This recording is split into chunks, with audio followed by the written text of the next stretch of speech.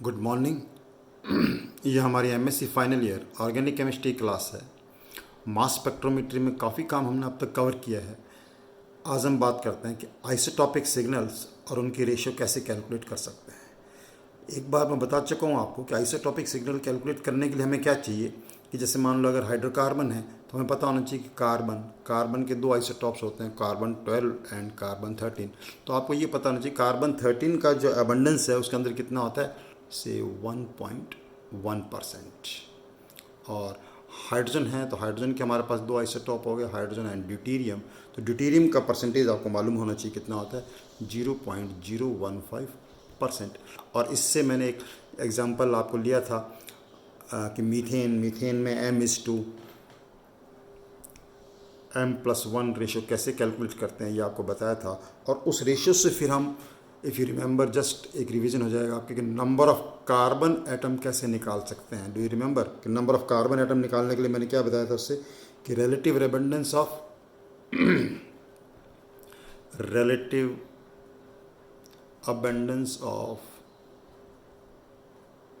M+1 divided by 0.011 into relative abundance of M.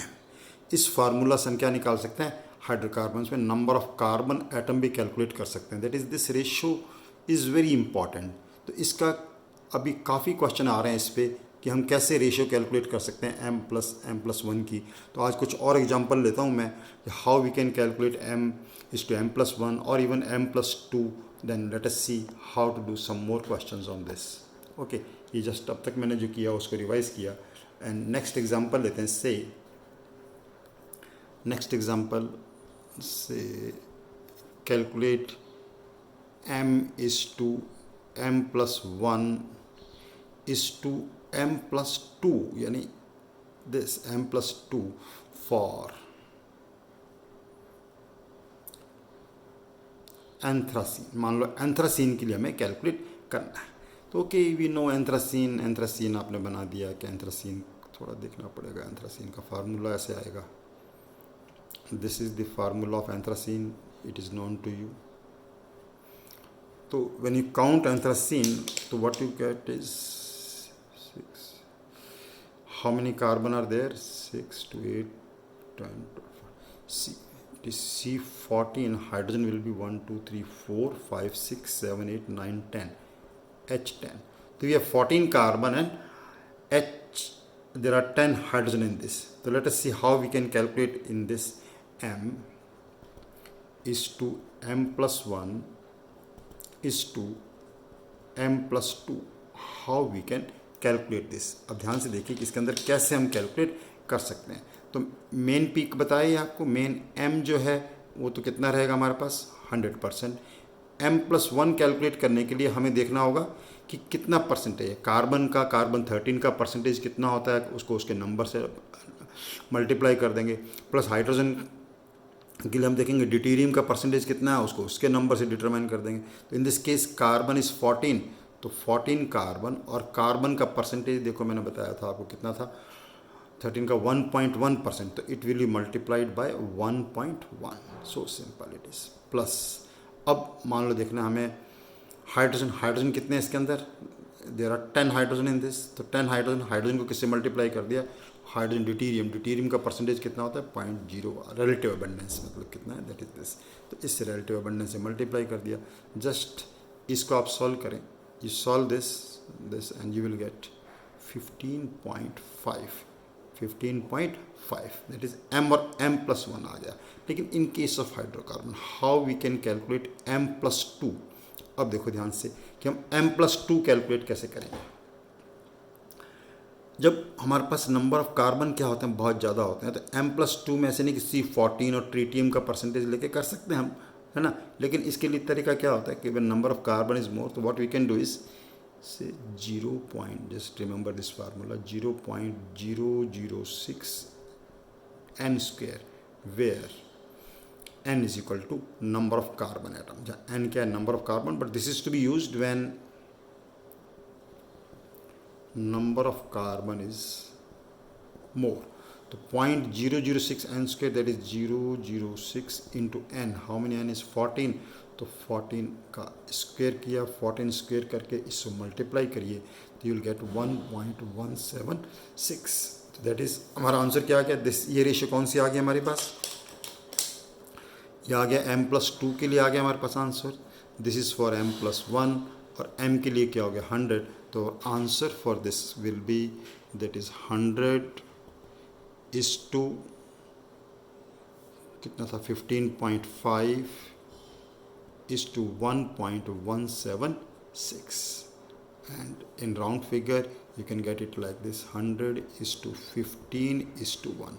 That is the ratio for this. So that is how we can calculate the ratio for m isotopic peaks. हर प्रकार compound के लिए सीखेंगे हम इस प्रकार की चीज़ calculate करना. और एग्जांपल लेते हैं. चलो let us take some more example. This okay, this is like this example is over here. Let me take next example. से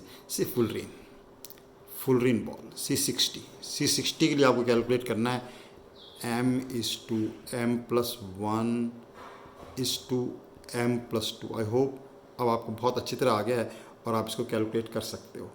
m as you know, m के लिए तो सोचना ही नहीं है. m कितना हो जाएगा आपका 100%. And now when you are calculating m+1, तो there is only one thing in this. केवल हमारे पास कार्बन ही तो है इसके अंदर, तो और कुछ है ही नहीं. तो कार्बन का नंबर कितना है 60, और कार्बन 13 की रिलेटिव अबंडेंस कितना होता है 1.1. तो कार्बन 13 का रिलेटिव अबंडेंस हो गया 1.1. इसको 1.1 से मैंने मल्टीप्लाई किया तो सीधा हो गया कितना 66. It is 66 and number of carbon is too much in this. तो उसके लिए अभी मैंने प्रीवियस एग्जांपल में आपको फार्मूला बताया कि m+2 जब कैलकुलेट करना होगा तो हम क्या फार्मूला यूज़ करेंगे 0.006 इंटू n स्क्वेयर. में n स्क्वेयर नहीं लिख रहा, डायरेक्ट लिख रहा हूँ यहाँ पर 60 स्क्वेयर, 60 कार्बन. तो यानी मल्टीप्लाई दिस तो you will get 21.6 for this. Therefore for this example our answer will be 100 is to 66 is to 21.6. Normally when you get a question on this, they will give you the answer in round figure.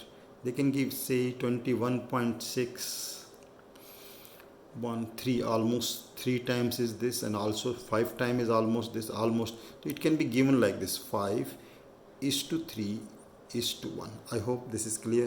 ये मतलब ये exact नहीं लिखते हमेशा, ठीक है. This is approximately 23 times is this is almost 5 times. So you can get answer like this also. So this is how. So by taking these examples, already we have done the example of methane, anthracene, and you can see take any example and try on doing how we can calculate m is to m+1 ratio or even m+2 ratio you can calculate for hydrocarbon. Now let me take some different example how we can calculate this. Okay, some more example we are taking for this. Say we are debating something, कुछ मान लो hydrocarbon ने कुछ और है. Say we are to calculate it for, बहुत अच्छा compound आपने सुना हुआ है TMS. I hope everybody knows TMS at this level. What is TMS? Is tetramethyl silane. Okay, tetramethyl silane. आपने कहाँ सुना है ये बताने की ज़रूरत नहीं है इसको. इसके लिए मान लो हमें कैलकुलेट करना है वही m=m+1 is to m+2. We want to calculate for tetramethyl silane. अब in tetramethyl silane carbon is none. Carbon 13 का आपको परसेंटेज पता है. कार्बन 13 आइसोटॉप कितना होता है 1.1. ये तो आपके टिप्स पे रहना चाहिए. एंड ड्यूटेरियम का जो परसेंटेज है ये कितना होता है, ये भी आपके टिप्स पे रहना चाहिए 0.015. But we have other element सिलेन. नाउ m+1 और m+2 कैलकुलेट करना है, ठीक है. तो सिलिकॉन जो है, सिलिकॉन का यू नो कि सिलिकॉन इज़ 28, तो उसको तो हम क्या मान लेंगे मेन 100% हो जाएगा वो तो हमारे पास. लेकिन जो नेक्स्ट आइसोटॉप सिलिकॉन 29 है उसका रिलेटिव अबंडेंस कितना होता है 5.1%. And silicon next m+2 calculate करना है तो 30 का रिलेटिव अबंडेंस कितना होता है 3.4. अब बात ये आती है ऐसे नहीं है कि हम ये जो सारे रिलेटिव अबंडेंस हैं हमें रखने पड़े. Whenever there is a question on this, relative abundance is given to us. तो नॉट, बट ये जैसे कार्बन है, हाइड्रोजन, ड्यूटेरियम है, ये आपके टिप्स पे रहना चाहिए, because they don't give this type of percentage in question sometime, but if some odd elements are there, अब हर का relative abundance तो नहीं याद रखना हमें, तो relative abundance जो है that is given. अब once this relative abundance is known, अब आप कैलकुलेट कर सकते हो. सेम फार्मूला, सेम मेथड जो हमने हाइड्रोकार्बन में लगाया था, बिल्कुल वो का वो मेथड हम इसके अंदर लगाते हैं. m कैलकुलेट करने की जरूरत नहीं है, m तो कितना आ गया आपके पास, m will be 100%. now say calculate m plus 1 for this. अब इसके लिए हमें m+1 कैलकुलेट करना है. क्या कैलकुलेट करना है, m+1.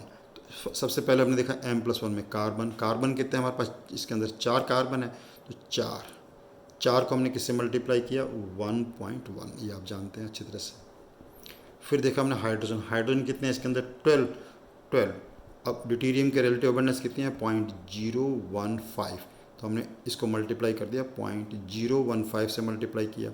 And then next, okay, silicon हमारे पास कितना है इसके अंदर, 1. और सिलिकॉन का, अब यहाँ पे सिलिकॉन का कौन सा लेना, सिलिकॉन 29. तो सिलिकॉन 29 एक है, लेकिन उसकी रिलेटिव अबंडेंस कितना है, सिलिकॉन 29 के रिलेटिव अबंडेंस है 5.1, तो हमने इसको किससे मल्टीप्लाई कर दिया, 5.1. कितना सिंपल हो गया, देखो. आई होप बिल्कुल अच्छी तरह आ रहा है आपको. इन सारी परसेंटेज को अब हमने क्या कर दिया, जोड़ दिया. ऐड ऑल दिस, इसको मल्टीप्लाई करो, इसको मल्टीप्लाई करो. मैंने ऑलरेडी इसके लिए आपके लिए ऐड करके रख रखा है. It is going to be 9.68%. ये कितना आ जाएगा, 9.68% आ गया जी, m+1. Now see how we calculate for m+2. Now m+2 when we are calculating, see, because the abundance of C carbon 14 and tritium, they will be very less, extremely less, and hence we can neglect in calculating this. But we cannot neglect this. This is because 3.4% है, ये हमारे पास कितना है, 3.4% है यहाँ पर. Okay, कौन सा, सिलिकॉन 30. तो सिलिकॉन 30 हमारे पास कितना है, 3. लेकिन सिलिकॉन 30 m+1 में कितना हो जाएगा, 1. ओके, तो for this calculating this it will be 1 into 3.4, and you can note down here that C14 and tritium that is this is neglected. उसको हम क्या कर देते हैं, नेगलेक्ट कर देते हैं.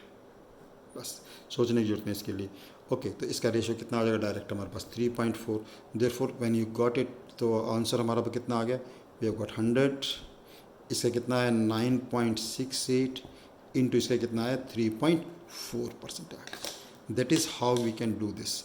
100, this is our answer. But exact as I told you many times कि इसको अब 3, अब इट ऑलमोस्ट कितना, 3 3 जा 9, 30.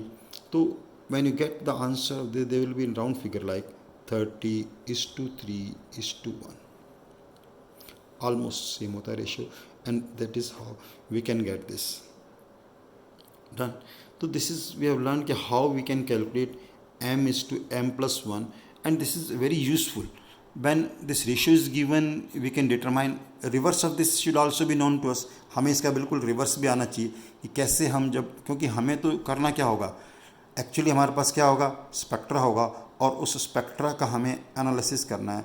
उससे हमें कंपाउंड के लिए मॉलिक्यूलर वेट कैलकुलेट करना है, उसकी स्ट्रक्चर एलुसिडेशन करनी है, and that is the main M for this. तो इसके बाद हम कंटिन्यू करेंगे, इसके अंदर और एग्जांपल लेंगे हैलोजन्स के लिए.